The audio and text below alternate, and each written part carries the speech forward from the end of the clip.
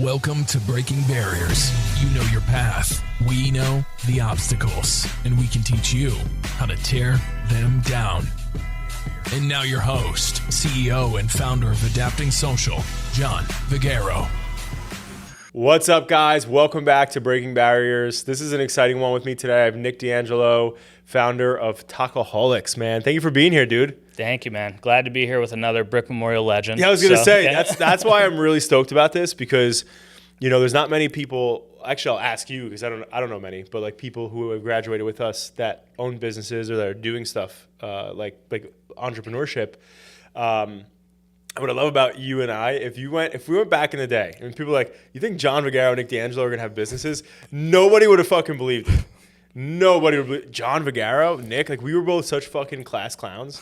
I was always, and I remember like, I think my best memories of you were at Burke Youth Football. Like you were never not fucking around. Like, and I always loved that about you. Like, no matter what we were playing football, you were always just fucking around, and you're always a good laugh. And that's how I was. It's like don't take everything so heavy. Like, so when I think of you in high school, I just think of you. You're always super funny, chill dude. Like, and it seems like now you're just not funny. Dude, that's but you're still chill. No, I'm just kidding. I'm just kidding. But like, I don't think anybody would have pegged us. Like, dude, you like going back. Like, do you ever think I would be a business owner? Honestly, probably, yeah. Really? I mean, yeah, it's weird to say, but I think, you know, when you're younger, I think humor is like the number one thing they always say, and, you know, we're both married now, so this could be simple, but humor is like the way into a woman's heart. Totally. Because you could laugh, right? When chicks don't laugh, you're boring. You see it out in the bar, dude, you're out, and you just see a super stiff guy. Yep. But I feel like humor, it's the same thing with business, it's the same thing with sales. Nobody wants to do anything in the world if they don't like you. You have to be likable. Totally. And if you're dry as shit and you're not funny, then I don't want to talk to you, unfortunately. Right. Rob's not funny at all, by the way. Is he? Dude, he was cracking me up, man. Don't worry, bro. I got your back. Yeah, Rob. Yeah. Oh, we got to guess who's got Rob's back today. I like that. So anyway. That's for Rob. The first one on Rob's back. I love it. But anyway, so putting that aside, though, so I think this is cool. This is a special one for me particularly because, again, both graduated, same high school, same middle school and stuff. And it's great to see somebody else obviously starting a business, doing stuff. But the cooler part, though, is that like we get to vibe out a little bit on like the tough like aspects of running a business. Because I think most people, it's funny. Back in the day, like when I first started at AS, like it wasn't really like as sexy like to be a business owner, right? It wasn't like, oh, whatever. Like, and as the years have gone on, because of like Gary Vee and these other businesses that have become like celebrities, right? It's like, oh, cool. Like I'm hustling, I'm grinding, I'm doing this, I'm doing that. But you and I obviously just reconnected recently. Shout out to our guy, Chris Church, hashtag take me to church. But it's one of those things where it's like, you know, I don't know what's going on in your business, obviously. I just see the Tacoholics popping up all over the place. But, you know, behind the scenes, it's not as sexy as people think. So that's why it's like cool to see you still grinding, still getting after it, you know, doing big things and staying in business, right? Like most people, it's not easy to do that. And when did you guys start? So we started 2016. Okay. So I think the biggest hurdle in the beginning, obviously, same thing you had, what were you, 17, 18 years old, is age. So when we started off, I just graduated college. I was 23, turning 24. I was super young. Where'd you go to college? I went to Rider University. Okay. Yep. So stayed in Jersey, but went to Rider, came out as an accountant. So that was, to this day, I realized, dude, like I could do this shit in my head, but nobody in the world like sees me as an accountant. It's just not the personality for it. You know, I can't be in four walls, right? Same thing as you. You want to be out here, you want to be talking. Yeah, be moving, But we started, so that was 2016. It was just literally, I always wanted to own a business. You know, this is away from Tacoholics, more personally me. You ask anybody when I was a kid, I said I was going to do it. So I did it. You know, nobody believes it. You know, you're young, right? I remember you on Bricktown Deals, man. So Bricktown Deals, and we're like, what's this, right? And then Bricktown Deals to where you're at now. Right. You know, everything. Completely different. Dude, they see the nice house, right? They see the nice car. They see, you know, they see your confidence, but they don't see the struggle. And I feel like the struggle is what makes you who you are. So 100%, bro. Fuck yeah. Fuck yeah. You know, I love that saying. It's like a good captain never learned anything at the dock, right? Yeah. And so it's like, you know, you got to go through rough waters. You got to go through rough shit. You got to have issues in order to be better.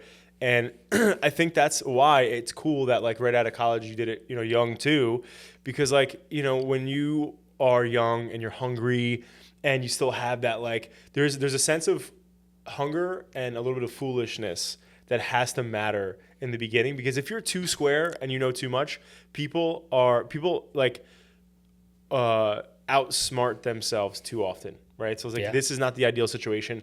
I don't have enough money to do this. I can't do this because this is not the right time, right? Or I need a better opportunity, whatever else. But the issue that they have is that the people who just go and take that chance instead of waiting are the people typically who will succeed, because you have to just keep getting up and trying and doing new things rather than waiting for perfect opportunities to show up, because it's never going to happen. And that's the biggest thing that I learned, right? It's so funny. I don't know about you, but like, have you ever gotten into like reading like personal development books or watching videos or anything like that? Dude, I was a huge reader. I had to stop. Like, if you go into my bedroom, I have just like a mass amount of books, dude, just because, but I got too obsessed with it when you're getting away from doing it, right? Yeah. But yes, personal development over the years, like, I love it. Somebody vibrating? It's him? Is that my backpack? Yeah. Oh, that's right, you're fine. Right. But nonetheless, though, I think that's the thing, though, is like, so since I was really young, like at the end of my teenage years, into like, you know, I would say right before COVID, dude, I was like a personal development maniac, where I'm like reading like mainly audio and YouTubing like the books and stuff. Like, I'm not like a huge reader.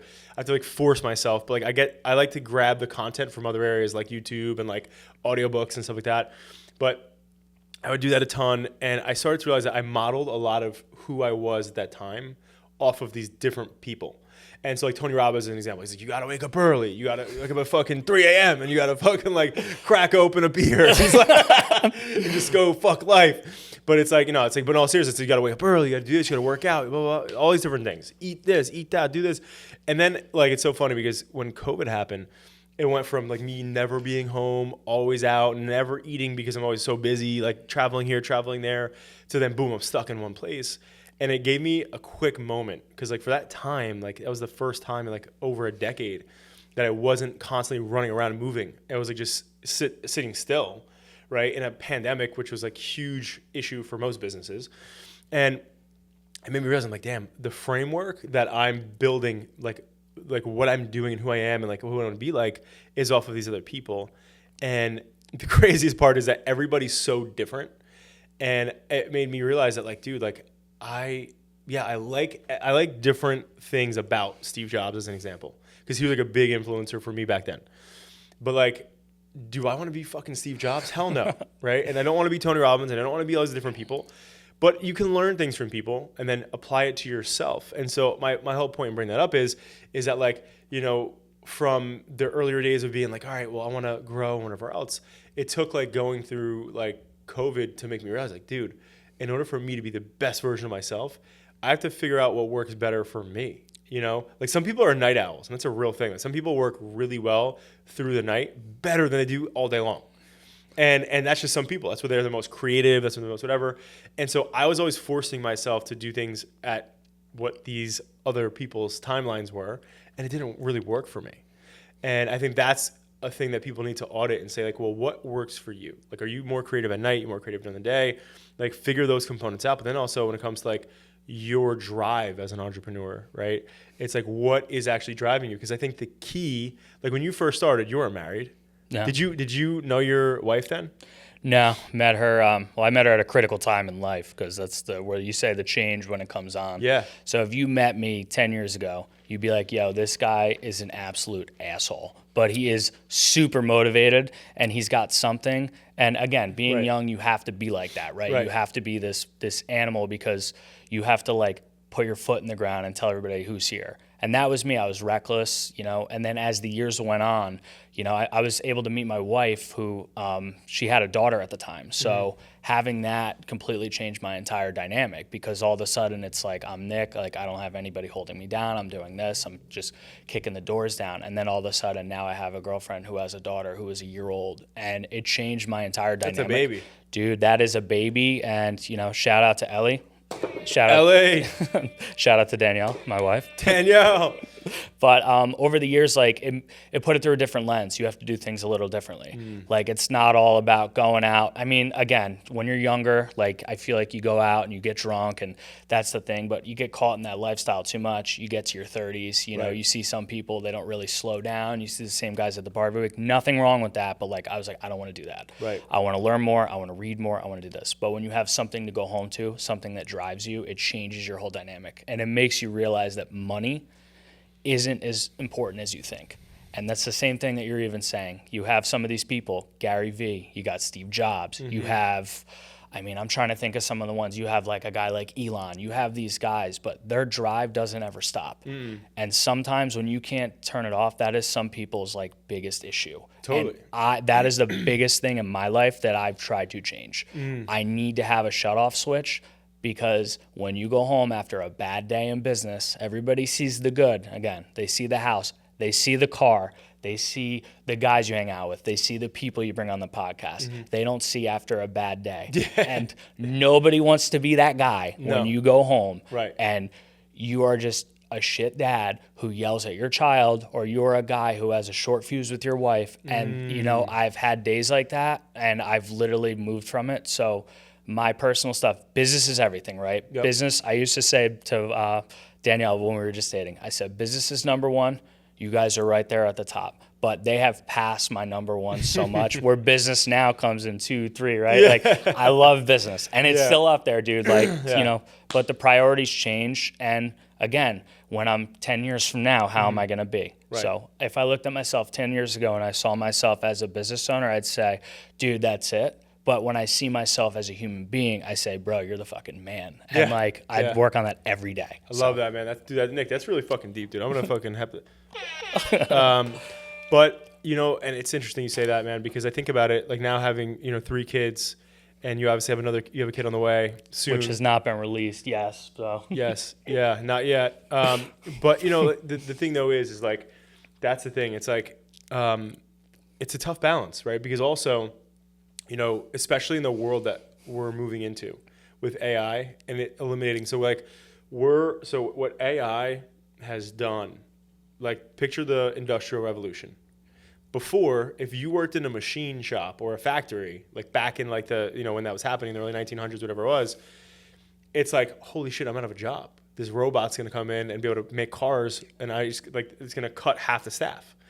Now with AI, it's like doing that and the Industrial Revolution was considered muscle. So muscle was taken out of factories, where now it's analytical brain power is being taken out of. So like white collar jobs are being removed because it's like people are going to be replaced by AI, right? And so the interesting thing is the future, right, is even harder, right, than it was for anybody else, because now our kids are coming into a world that there's going to be a majority of the jobs that existed are going to be gone, right? Like when you look at like a freaking, what's it called? This is a good example, a quick, easy example. But like if you're a paralegal, right, or an accountant, you can go on and ask ChatGPT. Like I actually test this. I removed a lot of my information on it, but I uploaded like P&L statements, right? And I looked at it and I go, hey, audit this and give me information like you're my accountant. I want you to take it like you are like the top accountant in the world for marketing agencies. And obviously I applied it to like my real estate side of my portfolio and my investment in commodity and other things. I'm like, audit this, look at this, give me this, whatever. And then I asked my actual accountant the same question. I was like, look at this stuff, give me your information. GPT had 10x better answers, right? And it has infinite information. So obviously there's more. I'm not saying, because obviously I love my accountant, right? But I'm just saying, like, those are the, like, in the future, like, is there going to be jobs for like certain things in legal industry, certain things in CPA, certain things in marketing, certain things, there's not going to be. So before, where it's like this evergreen market where you grow up and it's like, oh, I'm going to go do this, or I want to be a marketing person, or I want to be like, a lot of our like jobs are going to be removed because of AI can do it.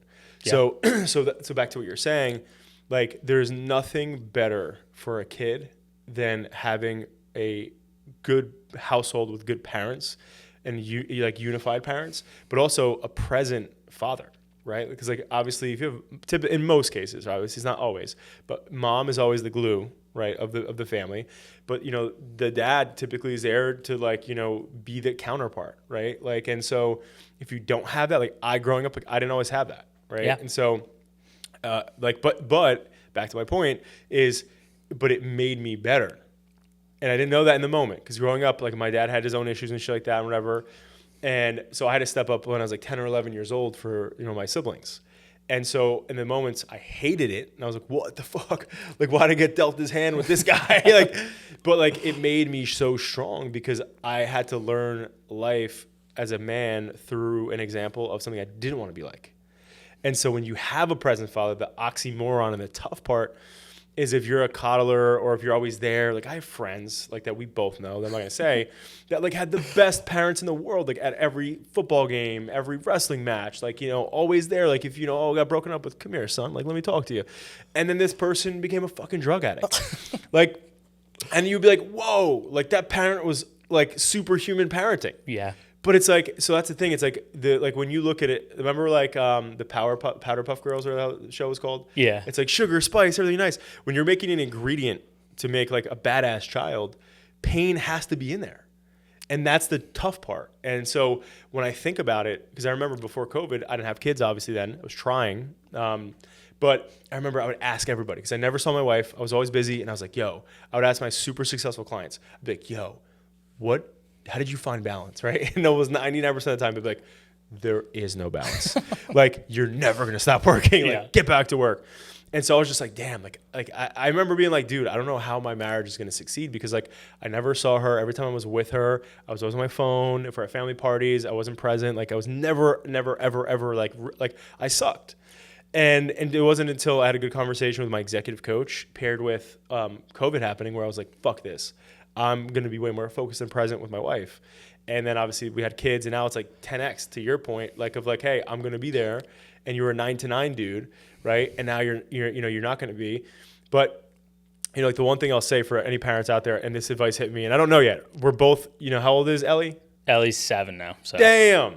All right, so you've been there for a minute. Dude, they call me the bonus dad. The good thing is, the good thing is that Ellie's dad is, he's still in the picture. So, she has both sides to it. I think that's another thing, dude, that a lot of people don't talk about is, when parents get divorced, like, you don't have to love the other person, but no need to like pull a child into it who don't know shit. No. But again, dude, the world's a messed up place, but that's one thing I would never do. Yeah. But I mean, so the dynamic of everything, even like when you're talking about it, like going back to the AI, right? Let's circle back. Let's get back to AI. So speaking about AI, so for anybody out there who doesn't really know about AI, go on ChatGPT and play with it, right? Because one of the biggest things I do is some people call it my personal therapist, right? If you can't afford a therapist, you could go online. Like one of the things I do, right? So Brian Niccol from the CEO of Starbucks right now, CEO of Chipotle, CEO of Taco Bell, like I really look up to him in his style because he's a big brands guy and he takes brands and he switches them and then he just shoots them to the moon. Right. But Brian Niccol, one of the biggest things that I just follow everything he does and I'll ask ChatGPT, I'll be like, I'm about to do this in business. Like, pretend you're Brian Niccol. Pretend you're going to tell me, like, you're going to be completely honest. What do you think of this approach? Yeah. And they will pretend that they are that person. 100%. So you could be like, all right, pretend that, let's say you have a terrible at home life or whatever. I don't know. Pretend like your parent passed away when you're younger. Pretend that my parent who is not here anymore, what would they think of me today if I'm doing A, B, C, and D? Get honest with it because it's going to shoot out an honest answer. It might be like, dude, you're closer to a deadbeat than you are a good dad. So it might be like, oh shit, I got to step my game up. But it's accountability is the biggest thing in this world that, I think that a lot of people need to look at themselves in the mirror and do. You say it. You don't want to be like the person who brought you up. You don't want to be like that. You want to be better. How many people do you know where they hear that and then they're the same freaking person? I see it all the time, and I'm like, dude, you bitched about this growing up, and now you are this. Yeah, let's be better, dude. There's a lot more cases like that than there are like people changing, and I think that the problem though is like Elon Musk said this, and I thought this was fucking so funny. It's so relevant to this, but he said people don't change; they just die. And it's like a great ChatGPT answer in the case of that. Right. Well, and because when you think about it, because someone was like, hey, like, why, like, if humans live forever, do you want human? They were like, do you want to live forever? And he's like, no. And then he said that was his response. He was like, because if people live forever, then nothing would change. And anyway, but that's the thing. It's like, but what you're saying, so for people listening in, I think the key there is you have to be a good prompt engineer and prompt master, because you're asking really good prompts, right? And so like my team will do that. We train the team here. So like if they're having a good conversation with a client and they want to prepare for it, jump on with ChatGPT, tell them all about their business, tell them their tonality, their normal attitude, who they are, what they do, how long they've been in business, whatever else. And if it's a good conversation or a bad conversation, do that prep call. Like, hey, you're going to be this conversation. You're going to be that person, my client. I'm going to deliver some tough news. I want you to push back on what I'm saying to you and make me better. Yeah. And so like it'll do shit like that. But like that's great stuff.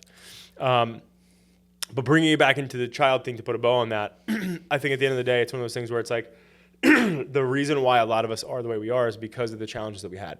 Yeah. And absolutely. That's why for me with work, like when it comes to like my kids, if something's not in my calendar, it doesn't exist. So like as an example, like previously to COVID, where I was just like all over the place, I lived by my calendar, but I would always try to like squeeze in things with my wife and my family and stuff, but it was never in the calendar. So like I would just be like loosely like, oh, this meeting ran over, so fuck it, I can't get dinner with Jack tonight. And then during COVID, like that's what I worked on. I was like, all right, well, if it's not in my calendar, it doesn't exist. So like now having children, like if you look at my calendar right now, like from 6:30 to like 7:30 is all about my kids. And like they get up, like thank God now it's not that early anymore, but like they're up at like 7-ish. But like for like 30 minutes to 40 minutes before I leave for my day, like I have breakfast with my kids. I sit there with them at the table. I get to just enjoy looking at them. They're little babies. And I'm like fucking loving every moment. I get to see my wife. I hang out with them. And then, all right, I'm scooting out before they leave that table. And then when I come home, I have a shut off time. And again, in my calendar, it's Jacqueline and like Vienna, Vincenzo, and Johnny time. And so like I'm there. But like my window. What time's that? So that starts at 7 o'clock. I'm sorry, I'm lying, 6:30. And that goes from 6:30 to 8:30. So that window where I block it is where I'm home eating dinner, the kids, hanging out with the kids, put them to bed, and then I'm back on for a little bit so that I could then like make sure I respond to anything I needed, and then I'm with Jacqueline. And so like at the end of the day, that's helped me though significantly because it makes it, if it's in my calendar, it matters. And I think for most people, it's like, oh, well, I'm not working out. And it's like, well, are you just saying you want to work out, or are you putting it in the calendar, or are you making it a real thing? And so like for me, like I wound up losing like 20 plus pounds because like I got really dialed in on making things priority by being a part of my day, not just saying I want to do it. I got to do that too because I was running fucking payroll at like 8:30 last night. Yeah. And I was like, hey, we got to put Ellie to bed. I'm like, oh shit. Ran in the bedroom. Dude, I got to dial it the fuck in, huh? Yeah. That's a great idea. Yeah. Well, listen, at the end of the day, it's like your day, as a business owner, your day is either going to run you or you're going to run the day. And that's what I learned very early on because my day ran me for over a decade. And, dude, and for well over a decade, dude. And so, and you've been there. So, you're still there in a way, right? And it's like when you categorize it better, people know my team. Like, I don't want anybody on my team working over hours if they don't have to, right? If there's something big going on, sometimes we got to push the limit a little bit. But for the most part, they know like, hey, after 5:30, shut off, be with your family, do what you got to do. The late night shit and the tough shit, leave to me and the executive team. That's our job. So, but like now it's like, the joke that we always have is like, my wife is always like, when business calls, you're always going to answer. And that's the truth. Like I'm going to do my best to be at 95% of my kids' stuff. Right. But I know that in order to build the lifestyle that I want to have for myself and for my children and my family, like I'm gonna have to work, right? But I also got that from my dad. My dad, all the bullshit aside from his alcoholism and shit like that growing up, my dad worked like a fucking dog. He was a construction worker, and he just retired. Shout out to Papa V. But yeah, hit it. Congrats. Yeah. So, but it's like I just always saw him just grinding, right? And I knew in order to have a roof over our heads, he had to work.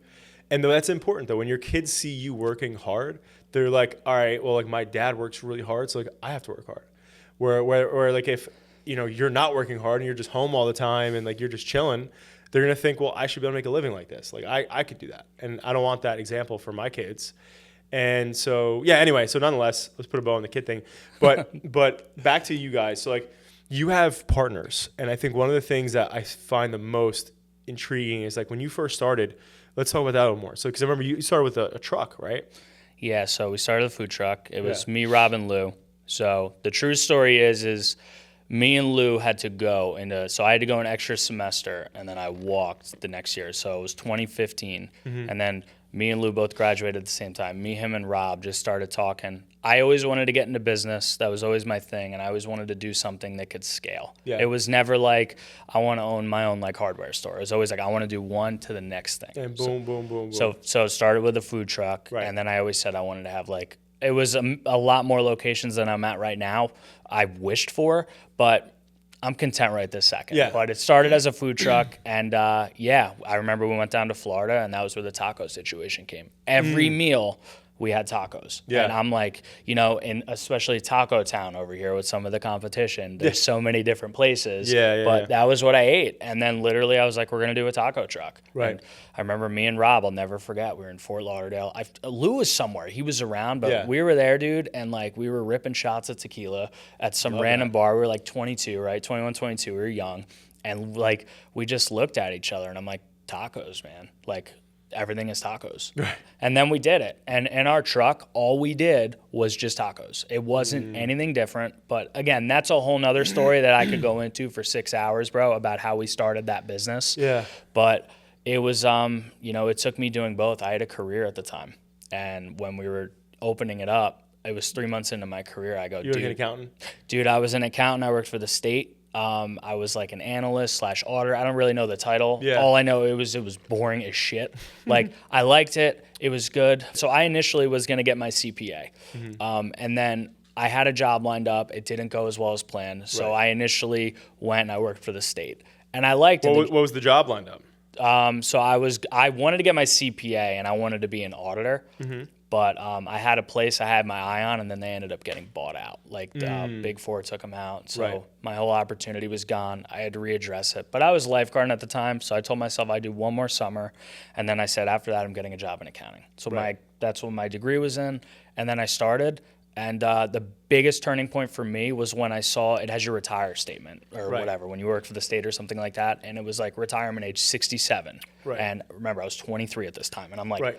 67 years old, bro. I'm like, Jesus, dude. My parents were like early to mid. I think my dad was like just turning 50 at the time. I'm like, so I got to go dad's age. And then Plus. I got, plus another 17. Right. And the guy I was with, I remember he said he took one vacation every 2 years. And I go, that sucks. You're a kid. You're blown away. One every 2 years. Dude, one every two. And he went on his one and he's like, yeah, man, another 2 years. I'm like, Jesus, dude. Like, that sucks, bro. Yeah. So then it really kicked in. And then the food truck just kind of happened from there. That's awesome. Yeah. Now, what was the whole story behind like why Lou, why Rob, why you three? Like, how did those three things happen? And fucking, why didn't you call me? No, I'm totally kidding. But like, seriously, like, what? Like, how did you guys like? Were you guys just hanging out one day and it's like, hey, let's do this? I know you were friends with them. Just like, how did it happen like that? So me and Lou, I've known Lou forever. Lou was always like, like he was a close friend of mine. So he, we would just talk about it and we just all happened to be there. When we went to Florida, we went to Lou's house. And Rob, over the years, like Rob was interested in business. So we met in the middle. And then you know how it is when you're the crazy guy. I was definitely the one like, let's fucking do this now. And they're like, no. And I'm like, we're doing it. And then all of a sudden you do it. And now you have a food truck. Right. But it didn't go as well as planned though. We had no money. We lied on a credit card application. I don't know if you need to edit that out. We got a $10,000 credit card, and we took on a truck. I couldn't get a $40,000 loan to buy the truck, so we made a deal with the guy. But that was, again, that's nudging. That's like pressing. That's going. I reached out to the guy, tried to cut an equity deal with him. He's like, go F yourself. And then he couldn't get rid of his truck, so he gave me a deal, dude. So this was the thing, like for the young entrepreneurs out there that people don't understand, like we weren't gifted shit. I got rejected from every loan. The banks laughed at me. They'll give you $1 million for student loans. I don't know how it is in today's world, but they'll give you $1 million for student loans. Right. They'll do all these things, but they won't give you $35,000 with a solid business plan to open up a food truck, which you could pay off in a year. See, I need the opposite of a hype button for that one. Yeah, dude. If we could just... That's terrible, though. I fucking hate that, man. Keep going. Yeah, so after that, though, with the truck... the guy called me one day. I'll never forget this, and because I was ready to quit. Yeah. did one more. I got it through, and then underwriting shot it down. It was probably like the 10th to 15th bank. And then I tried to go through another program, and I was like, I'm fucking done with this. And then I called somebody, and then they made a really shit remark at me. And I'll never forget. I said, absolutely fucking not. Well, I quit. Somebody was essentially said, like, to me, I wouldn't invest in you. You're probably not going to be able to do it. And that's where the stubbornness that you talk about when you're younger, you don't know. But when you don't really understand what the future entails, that's such a skill. Because I literally said, fuck that, dude. And I literally doubled down. And I got a call out of left field. The guy goes, hey, I'll give you the truck. I'll do it for $2,000 a month. Didn't have a name yet. Didn't have any product. Never, like, dude, I am not a chef. I am an entrepreneur. So it's not like me coming to it and starting it. And then after that, we did the deal, $2,000 a month, and he said if I pay it off in a year, it was a $35,000 note, he will give me interest free. Right. I paid that truck off in 11 months. Nice. Right? We launched it. We got the name, which I was glad we did because the name I wanted. You know, listen, I'm all about myself, all about my ego, but like my first name was an absolute shitbox, and it wasn't gonna work probably. But Tacoholics was luckily I was voted down on it, which I'm happy. And from there we went there, and then I left my job. We opened. What was the first one called? First one, dude. So it was called. It was Ripcado's Tacos. I'm super embarrassed to say this, right? So it was Ripcado's. Yeah, like it was like an avocado, and his name was like Rip, dude. Oh, Ripcado. He was like on a surfboard, bro. It was a disaster. But I will say, years later, I was in Divvy Tree. Shout out to Joe and Malin at Divvy. But crushing it. What? Yeah, they're crushing it. They're opening up down here now. Yep. Right. Yeah. So second spot on Point. Green Planet. That dude. I always see them out, man. They work hard. They work real hard. Yep. I always see them out too. Yeah. Yeah.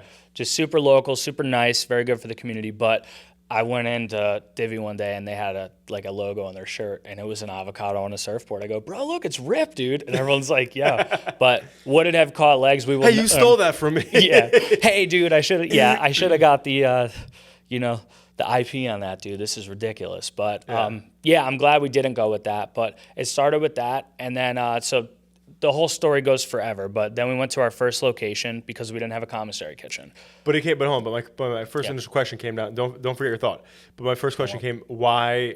Like, so you were the idea of this. You made the idea first. You're like, I want to do a truck, right? Yeah. And then you brought it to these two guys. So it was, I want to say the truck thing came from, sorry, dude, I'm all over the place, but. No, you're good. I want to say the food truck thing initially came when because I didn't go to Stockton, but Rob went to Stockton. I was down at Stockton, and I think we were leaving a party or something, right? And we're just walking, and we're like, bro, like, how good would food be right now? And there was just no food on this campus, and there's just hundreds of drunk kids. And we're like, why don't we go for like meal swipes? And why don't we try to get a food truck and put it here? So initially, like, it was just a food truck. That was just the initial thought. Got it. And then the food truck came down where we brought it to it. Yeah, I'll never forget. Me and Lou were arguing one day. And I went to his house. Right. And I said, we're establishing this LLC right fucking now, and we're going to do this business. This was before we had the truck, before we had anything. And that was what we did. If I would do it with the screens back there, and then just stay there so you can keep switching. Because now you're in switch daddy mode. I have it live. All right. But so that's cool. That's interesting. I don't know if you knew this though, but do you know who I first started Bricktown Deals with? No, who was it? Dude. I came up with this idea, and I'm like, yo, I want to start Bricktown Deals, and I want to start like competing with Groupon, essentially. Back then it was Living Social. So I was like, I'm gonna compete with these fuckers. So I go to Andrew Kapari and I go to Brian Bickle. The boys, dude. The boys. Shout out. And I'm like, we're gonna fucking start this thing. Let's do it. So they're like, cool. So for the first like 2 weeks, and it was cold. It was like midwinter. We're like going around in like suits and shit, knocking on doors and stuff. And after so I'll never forget. Remember Pure Focus? Dude, I worked at Pure Focus. All right. So Shout remember out Ken? Kent. So Kent. Not Ken. Sorry. Kent. I didn't know him that well. But it's me and Bickle. Bickle knows Kent well at the time, right? So Bix is like, I know I can get Kent to do this. Like, there's no way he's not gonna do it. He's known me forever, right? So now picture this. Bix is in a pinstripe suit, pink tie, How old are you guys? We're fucking young, dude. We were young. The pinch, and so it's me and him. And at this point, Andrew already dropped off. Andrew's like, this isn't working for me. Like, this is too much. Like, I'm not doing this. I gotta hit the gym, dude. This is just 100%. Too much. Andrew's like, I'm not. This is too much. I'm not doing this. So it's me and Bix now. So we go, and I remember at this point in time, we're like 2 weeks in, right? So I'll never forget this. So we're getting ready to go knock on Pure Focus. We're getting ready to walk in, like legit by the door, and Kent is walking in from his car. So Bix goes, "Hey, what's up? I'm actually here to see you, right?" And now we look like we're going to prom. Like we're dressed up in suits. Like we look like a bunch of jackasses, right? So he's like, "What's up?" He's like, "What's up, Bri?" And he's like, "Nothing, man. We just started this thing. He's all jacked up. I'm not saying a word because I don't know this guy." So, dude. Bix is mid-pitch. He's like, we're going to get you on this site, whatever, blah, blah, like, get you on, whatever. This guy cuts Bix off mid-sentence. He goes, "Brian, are you a member of my gym?" And we all switched and went to Retro, right? So Bix and I, none of us have been going there at this point for like 3 years. So Bix is like, "No." So he goes, "Well, let's do this." He goes, "When you quit whatever gym you're at and come back here, then we can talk." And then just walked away, right? Legit, like mid-sentence, like, kind of like mic dropped, right? It was like a mic drop before mic drop was viral. And Bix was disheveled. Bix was so embarrassed and like hurt and pissed. We had clipboards. He fucking slams the clipboard down, goes in the car, right? Because we still had multiple places to hit in that plaza. That was just the first one.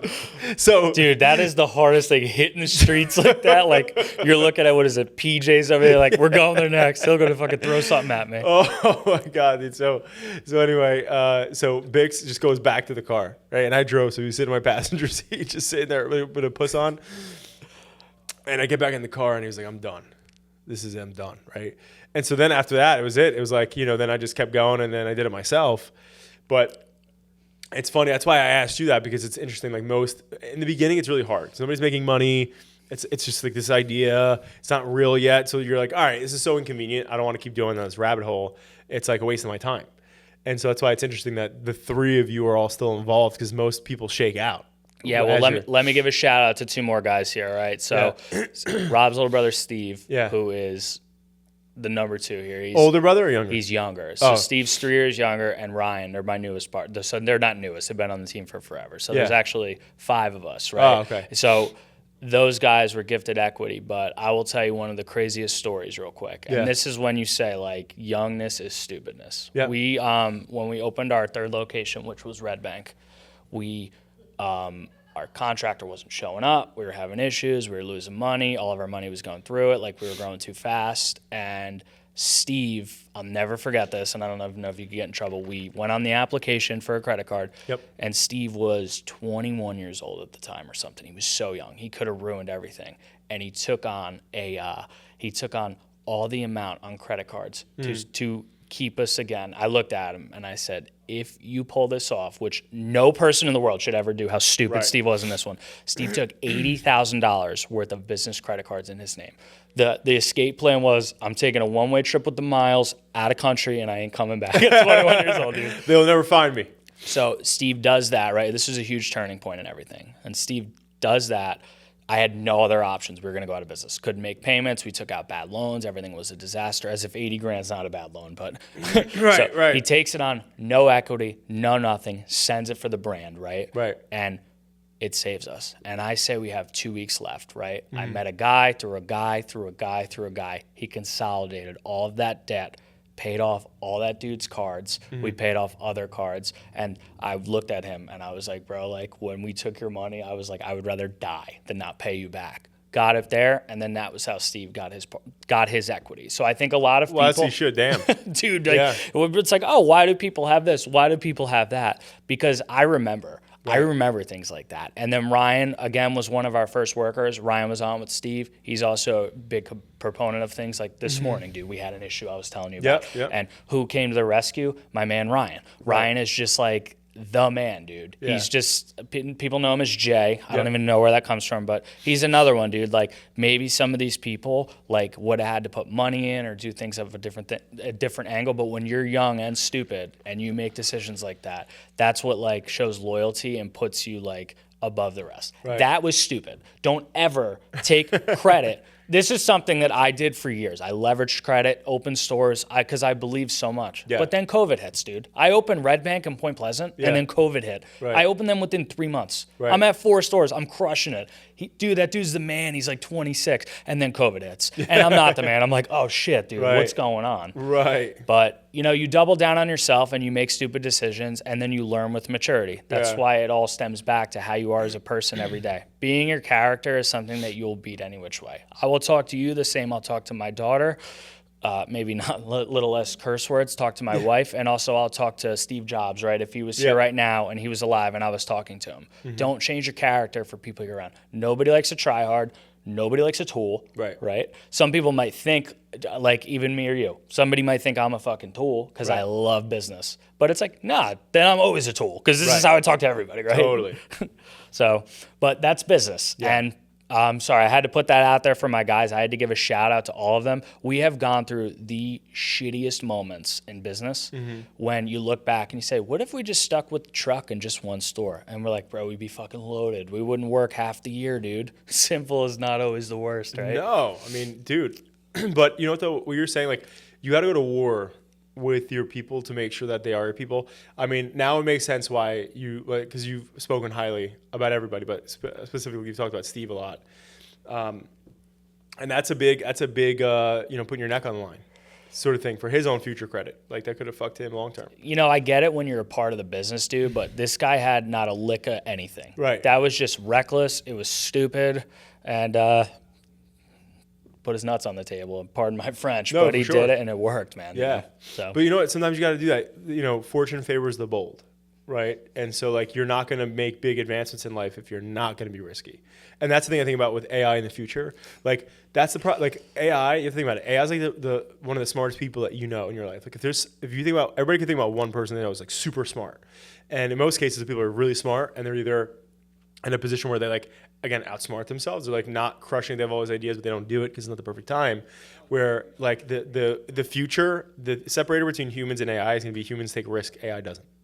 Right. And so that's why people like Steve and people like, again, like you did that in your own ways. Right. So it's like, you got to take risks in order to be successful. You can't, like, there's no way to do it. Like, not everybody gets the golden spoon in their mouth and the silver one up their ass when their parents are super successful and just leave them a ton of money. Yeah. Like, that typically ruins people.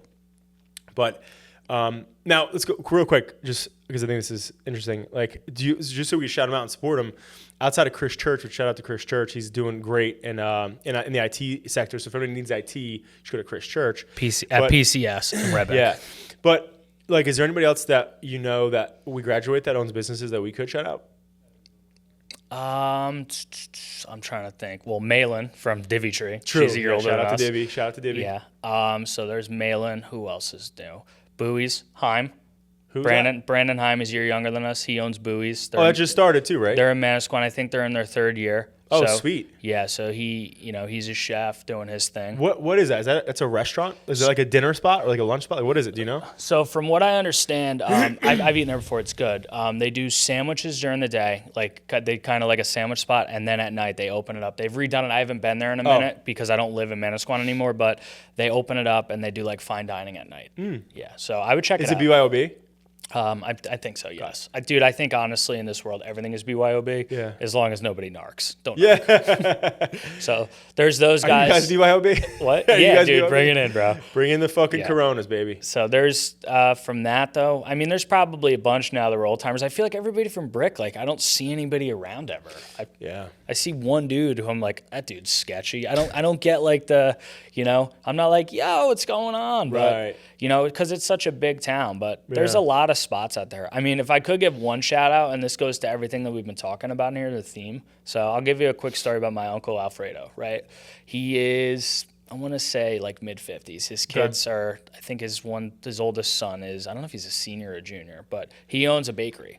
So his dad owned the bakery, and then he also partially. Locally? Yeah, it's in Tums River. Oh, I didn't fucking know that. Yeah, so it's called La Scala pastry. La Scala. Yeah. I think that's where my wife's from Toms River. Okay. And I'm pretty sure it sounds really familiar. So it's in Toms River, and I don't even know where the hell it's at, but they've been around forever, right? Yeah. But my uncle Fredo, I had this conversation with recently. He has always been late to every holiday. Christmas, he gets there late. New Year's Eve, he gets there late. Thanksgiving, he gets there late. Why? Because he's working. I slept at his house. Bakery's tough business. You got to wake up early. You got to do shit. Like, yeah, a lot of prep work. And I think he told me something along the lines of, he said to his kids, he said, you will never work here. You're going to go away to college. You're going to do things this way. And he goes, I appreciate you wanting to work like this, but he said, this is in me. This is in my blood, but you're not doing this. Right. And that dude, as you said, your kids, 95% of the activities. I've seen a guy be at 100% of the activities over the years while doing all of that, while keeping it. I'm telling you, everybody knows this dude. You talk to one person in Toms River, dude, ask your wife after this. You know Alfredo Scala. That's the dude, right? Do I want to get up at 4 a.m. every day and go cover myself in flour and bake cakes and get cursed off and have people bitch all day? No, right? But do I want to be that dad where my one kid's at Penn State, my one kid's at Coastal Carolina, and my other kid, God knows where he's going to be, and they're going to be successful? These are like straight A students, dude. Yeah. These are guys who are known in the community because your dad is such a beast in the world and he makes sacrifices. I don't want to do all these sacrifices that I speak of the same, but I want to be that guy. But again, I don't want him to be rich. I want him to be good people. Yeah. And I feel like his kids are good kids, and that's up to him, dude. So it's as we say, I'm glad to see your kids grow up and seeing them in the next 10, 15 years, because the time you put in now, that's going to translate later in life. And I think that's so important, instead of I don't know, God knows where we could be if, you didn't take that situation. Let's say you kept drinking through your 20s, through your 30s. Let's say you took all the bad habits that you hated in your parents and you kept it rolling. Then all of a sudden you are them. And then all of a sudden you're victimizing. And this is one of the things being in our 30s now, early 30s. We're still early. But when you're in your 30s, you do not get the leeway that you had in your 20s. You're not as young anymore. When I make a mistake, it's not like, oh, he's 33. It's like, no, dude, you're a fucking adult. Yeah, you're an adult. Nobody cares what your mom said to you when you were 9 and how they didn't love you then. You're a fucking adult and you have kids. Be the person you needed. That's what I live by. Yeah. Dude, that's so powerful, man. I saw something like that where it's it was like a father quote thing, but it was be, like you just said, be the person that you wanted, to have as a child. And, I recently I got a card from somebody for Father's Day for my sister, and essentially, in better words, said that, right? And that hit me so fucking deep, dude, because my kids are obsessed with me. I'm so present. I'm so my kids are my everything. And it's that's the most important thing in the world. For me right now, dude, it's and you get it. Obviously you have Ella, then you have your, next kid coming, it's there's nothing more important than my kids. And so when I'm working now, before it was I want to just build this business, and I had selfish reasons for it. I want to take over and do big things, whatever else, which you did because of that. But that's good though. Yeah. That's right. But it's now it's completely shifted where it's everything that I do, legit, I have to make sure it's going to support the kids, the family, where I'm going in a direction. And it just changed the game. But real quick, do you have, who was your favorite teacher at Brook Memorial? Oh, God.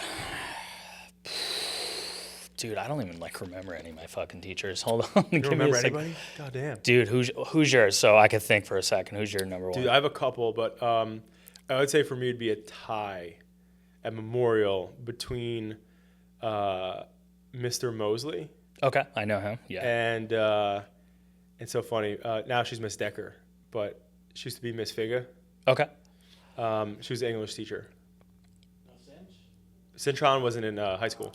Cintron was my middle school. Yeah, I know Cintron. Yeah, Cintron. Shout out to him actually for Cintron's Coastal Catering though. He does all of my stuff, bartending, food, everything, every parties that anytime I throw a banger, which you'll be invited to now. All right, dude. Hit me up to the banger, dude. But he does all my stuff. But anyway, I would say it would definitely be those two for sure. All right, you know what? I do have mine in mind. So he's the cafeteria lady, Mrs. Jones. Shout out to Mrs. Jones. Dude, it was so I guess too, it would probably be Miss DeBruin. Oh, really? Yeah. So Mrs. DeBruin. Yeah. So She was cool. I was in one of her first classes when I think she works at, I think she went back to chemistry. But Yeah. dude, she was on like TV. I think she had her own show for a minute. But that's the one person through my journey who has always showed up to events, to store openings. Oh, that's amazing. It's the one who's gone into like Facebook or messaged you and She's said cool. Yeah, congratulations. she's really cool. And then just like happy for you and happy towards your journey because when I was a sophomore and I had like a bushel of a fucking afro, which I wish I didn't have, right? And I probably had acne and looked like shit. Like she watches the journey. Yeah. And then she sees me out and is just always super respectful, you know? So that's one of them. I mean, I'm a big fan of Brennan. So do you know Tim Brennan? Well, he's Kapari's brother-in-law. Oh yeah, he is. He married Megan, yeah. Brennan is the man, another supporter. I never had him as a teacher. Neither have I. He's cool, though. But that's the dude. But but DeBruin probably was my favorite because she was just, number one, she was not a pushover. Yeah. She was like tough to the point, but dude, she's a legit chemist. So it's good to see somebody with some credentials. I also remember being young, and DeBruin was like the first like hot teacher. Dude, are we putting this on there? We're putting this out there. No, dude. I'm just saying, and Mr. Bruin, because she does follow some stuff. I mean that respectfully, of course. And I was a young teenager, but I remember back in the day, we were just like she was the first one. Like, and it's funny, we had a conversation recently where she was like, because I was a total just goofball in her class, dude. And she would. The funny part about her, she could just snap it on, like, because she could be real serious. And most of the teachers that I had would like kind of like banter back with me, and then like when I was out of line, just boom. But DeBruin was always like instant, like boom, like right to it, like Vigaro, like stop. And you're like, giving you the eyes, like, okay, my bad. Whoa. No, but anyway, but with that said though, yeah, dude, it's interesting too. Like I liked Roebuck as well. Roebuck was a cool teacher. Roebuck, so in track, when I used to do track, he used to call me Viagra. Instead of Vigaro, he'd always be like, hey, Viagra, come here. Dude, those are the best, bro. I know. I used to have a middle school teacher. It was like the wood shop teacher, Mr. Clancy. Oh, he was great. Dude, Do you know I saw him? I saw him at fucking Shrimp Box, banged up. Dude, what? Banged up. And there's nothing wrong with that. It's in his personal time. But he pulled up. So I go out on the boat often with the guys. We call it Broat Night, right? And we go out with the boys. And one day I'm at Shrimp Box and I see him roll up on a boat. And I'm like, what the fuck? I'm like, Clancy, what's up? Start talking to him. This dude's fucking feeling great. This guy's feeling great. But anyway, he's a cool dude. I always liked it. I always like Mr. S too from Memorial's Wood Shop. Did you ever have Wood Shop in Memorial? No, I wish was the man. I dude. wish I do. He was the fucking man, bro. But he's still there apparently. Remember Clancy? So you came what, in 8th grade? I came in 6th. The end of 6th. Oh, okay. So all I know is Clancy was always like every fight there. This little Irish guy with red cheeks, like, is coming out just breaking up fights, bro. And I'm like, at all the fucking teachers, like, why this guy every time? But he used to always call me, dude. It was a joke. Like, but he would always call me DeAngelos. And I'm like, bro, my last name is DeAngelo. And he'd be like, all right, he'd look me dead in the eye and be like, all right, DeAngelos. And like, keep moving on. And I'm like, what a prick. So that's like so that's like my joke to this day. I call myself DeAngelos sometimes because Clancy had a moment with me and I remembered it. Dude, so funny, super quick funny story. So in wood shop, I'm in, I think, 7th grade. I think it was, I don't know. Yeah, I'm in 7th grade, I think. I'm in wood shop, and I'm using the belt sander to try to make a tech deck. I was like fucking off, and I was like trying to make a tech deck out of this belt sander. And I'm messing around. I forget who was in the classroom with me. It might have been. Do you remember Dennis Castellanos? Dude, I love Dennis. I haven't seen him in years, dude. But Dennis went Jehovah. Dude, again, there's nothing wrong with that. I don't know what we're allowed to say in this. Nothing wrong with the Jehovah's Nothing Witness, wrong with Jehovah's. but we're not buying if you're fucking selling, dude, right? But nothing wrong with it, right? But he went Jehovah, and then I just haven't seen him or heard from him in like a decade. But anyway, so Dennis and I are messing around, and I'm talking to him, and I'm like making the tech deck, and dude, all of a sudden, like I'm looking at him, and my hand goes. There's a small little slit between the belt and then the metal, and my fucking hand goes in there, and I just hear boom, right, and the thing just like the machine just like craps out, and I look at Dennis, and I'm like, oh my god, because my fucking hand felt numb, and I look over, and I just see my whole thumb is in the machine, right, so I'm like, yo, and anybody knows me knows I'm fucking awful with blood, like awful, like I will die here right now, pronounce me dead because there's blood on my hand or shirt. So I fucking rip my hand out of the machine, right? And I'm not even looking at it. I'm like, Dennis, and I'm already feeling lightheaded and queasy. I look down, right? And by the fucking grace of God, right, there's only a little tiny cut in my cuticle, right? Like legit, like my whole hand is perfect. There's a tiny cut in my cuticle, and there's just a little drop of blood, right? You're like, oh my God, like I don't want to look down. Dude, Yeah. so I'm like, and I just like quickly looked, and instead of me being like relieved, I just saw a little blood, and next thing you know, I wake up and I'm being wheeled into the fucking nurse's office. I fainted. So I get to the nurse's office, and they're like, "Are you okay?" Whatever. And I'm like, "Yeah." I'm like, "My head hurts." They're like, "Yeah, you passed out." They're like, "Your hand's okay. Like everything's okay." And I was like, I thought my hand was gonna be mangled. I was like, "I'm fucked." And then I saw just a little blood. I was like, "Fucking." So back in the day, though, Yeah. Dennis I was sleeping at his house. Like Yeah. we got out of school. I don't know why. I was working like a dog over. Yeah. Ken over at Pure Focus was driving me into the fucking ground senior year, right? Yeah. But I was working a lot. But I went to Dennis's house after school. I'll never forget. And I fell asleep in his room. And he wakes me up. I heard his dad come home, and he just goes, "Yo, we're breaking down the pool table in the basement." You know, as you get older, you're like, why didn't we just carry the pool table out of the basement? But for some reason, we had to break it down with a fucking sledgehammer. Yeah. Right? So we're in the basement. There's a piece of metal, and I swing the sledgehammer, and it was like on this. My finger went through the metal, and it was another one of those. I felt it, and I looked down, and I saw white, and I said, "Dennis," and I went like this. Yeah. And he literally goes, "Oh my God." Dude came to the rescue. Brick Beach, legend at the time. 100%. First aid certified, super serious. Shout out Donovan Brown. Mr. Shout Brown. out. But it's wrapping my finger, bro, and literally I go to the hospital. My finger was literally hanging like this. Stop. I cut it off, dude. And literally they sewed it back on. You could see it. It's on my ring finger too, thank Wow. God. Yeah. So, you know, Helping fucking Dennis. dude, Dennis is just like the guy you need there when you have a cut. Dude, Dennis is, it's funny. Dennis's dad's always got everybody working there. Like I remember, because I used to hang out with Dennis all the time, right? This guy had everybody working all the time. I remember the first time I ever went to Dennis's house, right? We're sitting there and we're hanging out, and all of a sudden his dad's like, "Hey, Dennis, where's my hunting jacket?" Right? Or whatever the fucking jacket he was looking for. So no joke, I just meet the guy. So I'm like, "Dennis, I'll help you." So we're looking around. Dude, it must have been a 2-hour search party. Like his sister's looking, fucking mom's looking. We're all looking. We're looking through all these bins, looking everywhere. His dad's upstairs just chilling, right? Just on the couch, right? He didn't get off the couch once, right? Dude. So we go upstairs, and I go to Dennis. I'm like, "Dude, I don't think we're gonna find this jacket. Like this jacket is like, is it even here?" Right? Chilling on the couch. We like go dying. upstairs, right? And his dad's like drinking a beer on the couch, right? And Dennis goes, "Dad, we can't find the jacket." 2 hours in, right? And his dad goes, "That's right, I don't need it." No joke. And I remember being like, "What the actual fuck?" But real quick, last Brook Memorial High School story. And this is so good. This is like the cool shit that happened, I feel like, when we were in high school. So, two things. One, me, Vescovi, Dennis, and then there was always a rotating person that came with us. Would always sneak out and go to lunch. Okay. At senior year. So we'd always just sneak out and go in between our lunches, get back before. So the first one we do, we leave just a little bit early, right? We're walking to the car, get in the car, we're fucking around, we're dipping and trying to be cool fucking seniors. Fucking wintergreen skull, or whatever the fuck it was. This shit tastes like shit, but I look cool. Yeah, no, wintergreen, yeah, fucking. So we're in the car, we start driving, all of a sudden we see kids coming out, and in the middle of a fucking fire drill.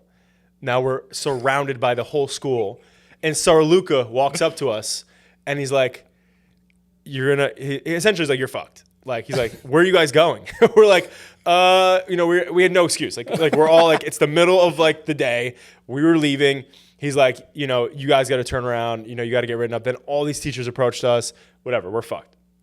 So then the last time we ever went out, because it was at the end of the year, we're getting ready to come back, and I fucking put a piece of tape on Vescovi with a paper that says, I went to lunch and I just got back on it. So he walked in, and there was always the hall monitor sitting there. So he walked in, and the lady was like, where are you coming from, right? And he's like, "Oh, whatever." So he walked past her, and he had a fucking thing on the back of his shirt that said, "I went out to lunch."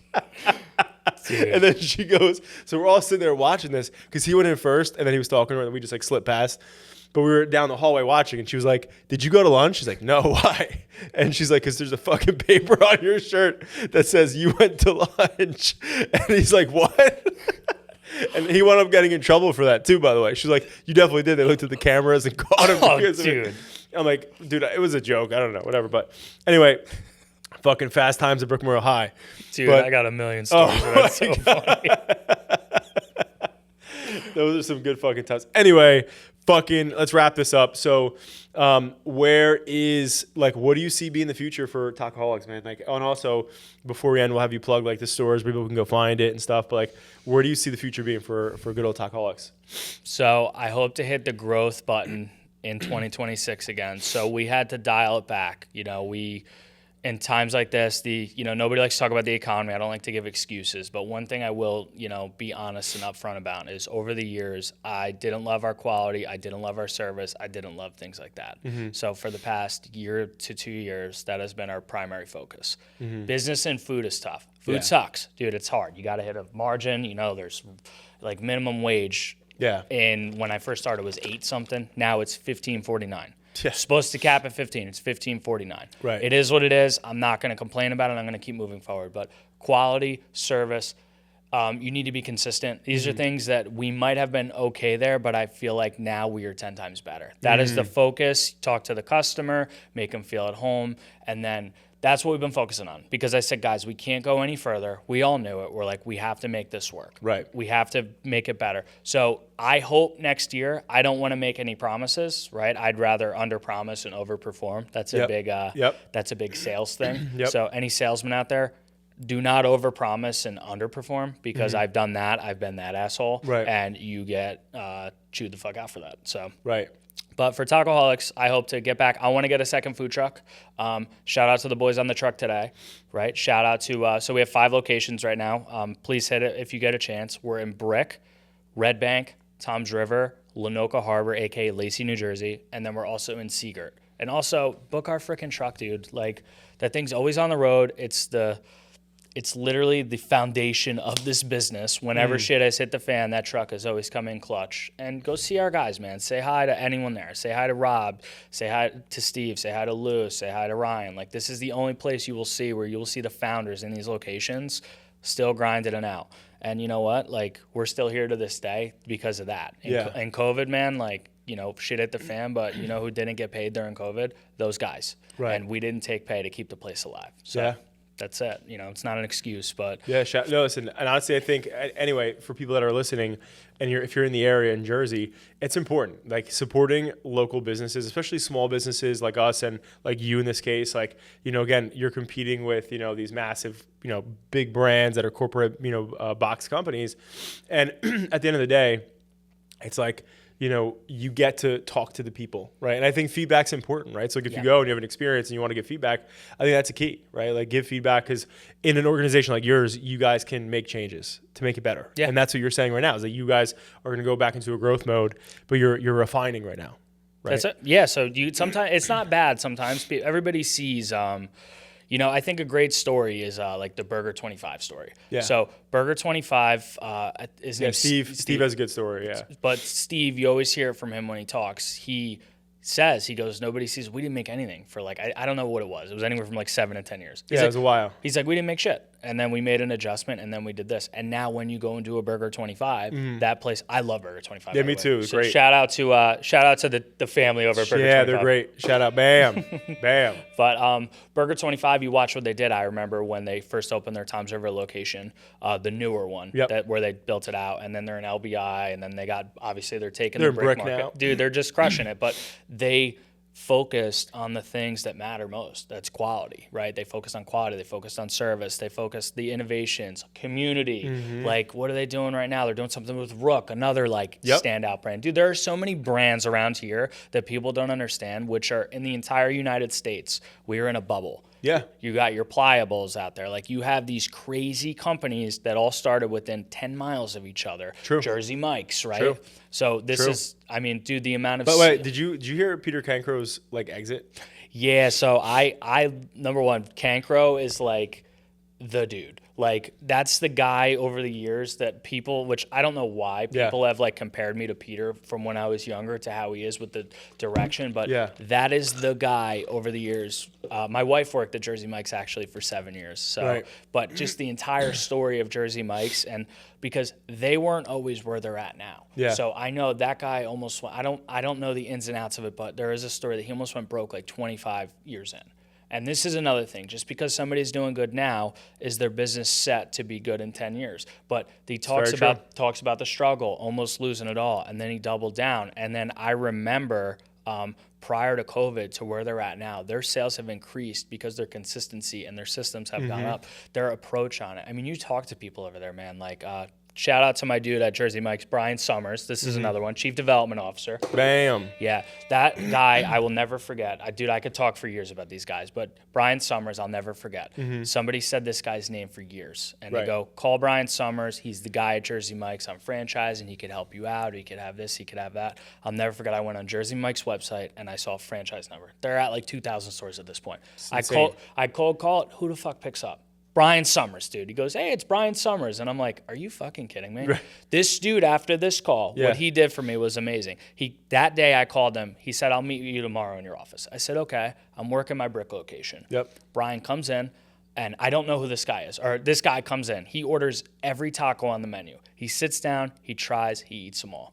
The next day, that same guy who watched eat tacos, that was the guy who came into the office. That was Brian Summers. The dude has been a sounding board. That dude is the epitome of community, of local, but he's the chief development officer at one of the biggest brands in the United States right now. And I want to say world with how they're going. I think they cracked 3,000 stores now. But guys like that, sometimes just call. I called randomly and asked for Brian, and he was the guy on the line. How many people work for that company? It's crazy. Dude, I'm glad that you brought that up real quick. And I know we're going to wrap up.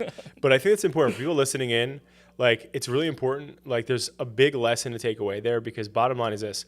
You're not going to meet people unless you put the effort in to go actually meet those people. And, like, call them, email them. Like, there's so many great stories like that. I have one similar. And it's like, you got to just reach out to these people and shoot your shot. Like, you've made a good network around yourself, whether it's the Manasquan Bank, Jim Vaccaro, shout out. Or any of these guys you're talking about. Like, you've surrounded yourself with good people, and I think that's really important for people to do to be successful. The gentleman, oh my goodness, I'm forgetting his freaking name, Ray Dalio. You met Ray Dalio? No. I was like, holy crap, dude. No. I love Ray Dalio. But I love Ray Dalio, and I love his analogy and principles. He has the book, Principles. But he talks about how, like, there are people, like, life is the jungle, and there are people who know how to get through the jungle, or you can figure it out on your own. And so if you figure it out on your own, you could die, get eaten by a fucking, tiger, you get fucking, bit by a bug that's going to fuck you up, or, but obviously some people got to learn their experiences their own way. But there are people who can help you through the jungle, right? Who have been there so you won't, and you have a faster way to get to where you want to go. And I think, like, people like you're talking about help you do that. And I think that's great. And I think more people need to invest in that, because that's going to help them get farther faster. So I love that. Now, lastly, where can they find you on social, website, all that good stuff? Okay, social media, Tacoholics NJ. So shout out to my dude Steve behind that right now. He's been doing a good push on there, but he's on all our social media. So Tacoholics NJ on Instagram, Twitter, TikTok somewhere, TikTok, Facebook, all of that. TacoholicsNJ.com, our website. Try us out. Again, we do. We have a great catering menu. Our in-store, we're doing a lot of innovations. That's really coming, a lot of it. That's one of the things that I like the most now, a lot of these products right now. So we have like a Doritos menu right now. So it's just a Doritos nachos menu. Banging, dude. So it started with sweet chili Doritos one day and just throw on like our queso. Yeah. I'll put it up against any queso in the industry, the best in the business. But it's just... our nachos are so good. And I said, why don't we just do all the fucking Doritos? And they're like, we do that. But I want to get back into innovation. This is why places we talk about, big in the local community. Burger 25. I love that they always have an LTO every month. That's a big, thing that I watch. I love. It's even, I know you're very close with Jamie, for me, Clean Bro. I love the fact that he's always trying new things. I know he's always updating his menu, and I know he's always doing more, and I know he's big into the community. It's very simple.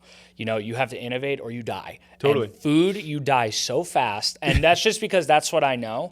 But I'm assuming even in your field, if you do not innovate and you do not find other streams of revenue and you do not meet more networks of people, and you were just like that guy at Bricktown Deals and you didn't just get better and better and better. I see you here with crazy, you're talking about networks. Network is everything, and your network is crazy people, but you're not you're boys with these guys. Yeah. You're friends with them. It's not like a network where I'm at a Chamber of Commerce meeting just shaking hands and kissing babies. Yeah. Nobody wants the guy who's passing their card out to everybody and they're acting like a fucking stiff. Be yourself, dude. If you're a jerk, be a jerk. At least people know 100%. who the hell you are. Dude, totally.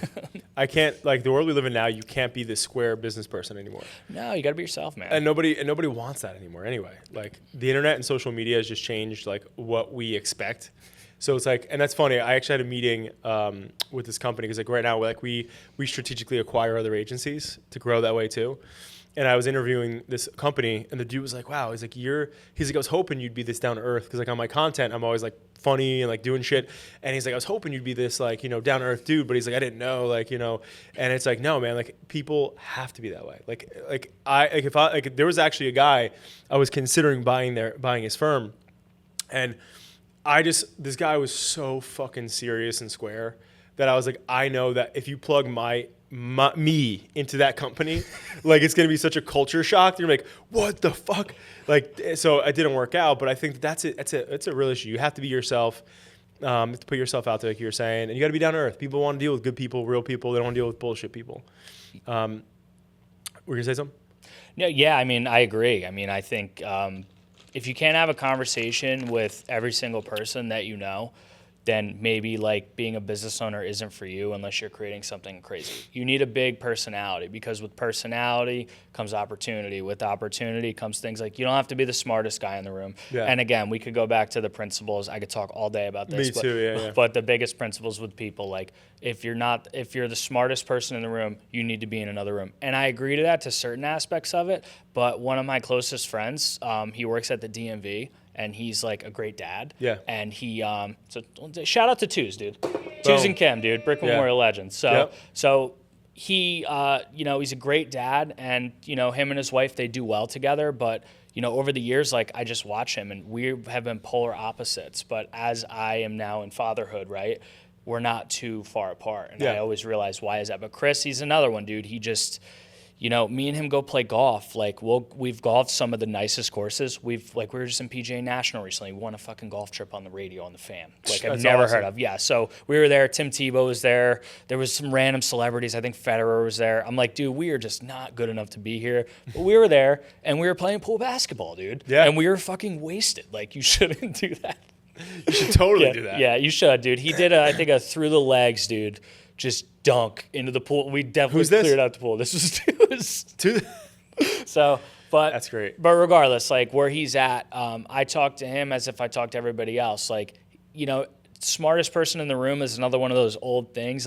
Business wise, yes, if you're looking to learn, but just because you're the smartest dude in the room sometimes, or you might not be. You might just think you are. Some people just have different areas that they're better at. Some people like to be home at 5 o'clock to make their kid dinner, to put them to bed, and they like to go on vacation, and they like to have flexibility, and they don't like to be stressed out like me going to bed where I'm sitting here like this, and my wife's just are you fucking good? And I'm like, yeah, but I'm definitely not, dude. I'm shit, I got to think about this. I got to make payroll. I got to do this. Yeah. That's not for everybody. No. But it is for me and you, but not forever. You know, get better. Be a better person. I love it. This is good, man. I can keep doing this forever.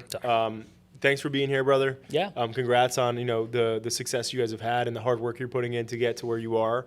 Real quick. Hype to you, John, because you've been the fucking man for years, dude. I've been watching you for forever. I've been a huge fan. And thanks, bro. I appreciate that. Seriously. All right, that's it. No, I really do appreciate that, man. But I wanna also just commend you guys because again, what I like about what you're doing is you're showing that the journey of you're being transparent with the journey of being an entrepreneur, and not many people do that, right? It's not just about people looking at I go to Tacoholics, food's great, Nick must be crushing it, right? I've had that over the years, and same thing. I go to bed the same way you do, where I'm like, fuck, what's this? What's that? What's this? You know what I mean? It's tough. That's why I continue to do this podcast, dude. It's like an AA meeting for business owners. You know, I get to talk about crazy shit, payroll, whatever else, and just like the fucking madness of it all. But guys, go give Tacoholics a shot. You know, go give them a follow the journey. The thing that's cool is like, you know, when you see like Chipotle, like you don't get to see Taco Bell, Chipotle, like any of these bigger box brands, like you don't get to actually follow their journey. They're just big and they're everywhere now, right? And you know, so like it's cool to be able to see somebody who is in a growth phase and a team of 5 who's putting their life and blood and sweat and tears into something, you know, for going on a decade next year, right? So it's like, you know, at the end of the day, like that to me is super, super, super cool. I'm looking forward to seeing you grow, man. It's been really cool to watch you guys all do what you're doing. And go give Tacoholics a shout, guys. Hell yeah. We'll see you there, man. See you soon. All right. Later.